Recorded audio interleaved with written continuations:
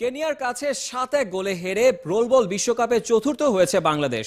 তবে এসব ছাপিয়ে আলোচনায় সেমিফাইনালে ইরানের বিপক্ষে বাংলাদেশের কোচ সুনীল ধাগের কাণ্ড। ইরানের কোচকে থাপ্পড় দিয়ে সমালোচনা জন্ম দিয়েছেন বাংলাদেশের রোলবল দলের ভারতীয় কোচ। দেব চৌধুরীর রিপোর্ট।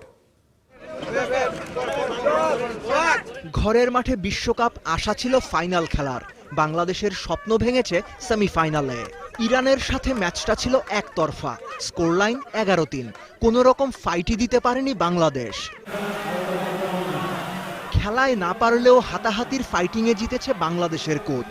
ম্যাচের শেষ দিকে ফাউল নিয়ে বাকবিতণ্ডা, এক পর্যায়ে ইরানের কোচকে থাপ্পড়ি মেরে বসেন বাংলাদেশের ভারতীয় কোচ সুনীল ধাগে। পরিস্থিতি এতটাই গরম হয়ে ওঠে যে শেষ পর্যন্ত পুলিশ সদস্যরা ঢুকে পড়েন ইনডোরে, থামানোর চেষ্টা করেন রোলবল ফেডারেশনের কর্মকর্তাদের।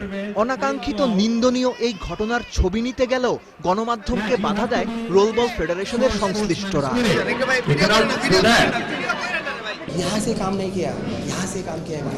বিপক্ষের কোচকে কেন থাপ্পড় মারা হলো, এই প্রশ্নের উত্তরে ৭১ টিভিকে নিজের অবস্থান ব্যাখ্যা করেন সুনীল ধাগে।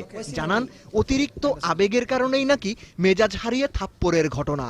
যাদের সাথে ঘটেছে সেই ইরান দল সংবাদ সম্মেলনে যাই বলুক, ব্যাপারটা মানতেই পারেনি।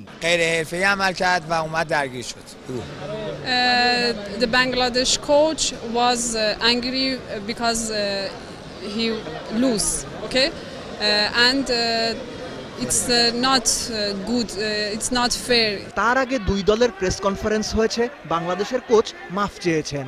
मेरा गलती हुआ, मैं matured, I am also matured, but मेरा मैच्योर्ड का मैच्योर्ड के साथ गलती हुआ। Please just extremely sorry, that matter, extremely sorry.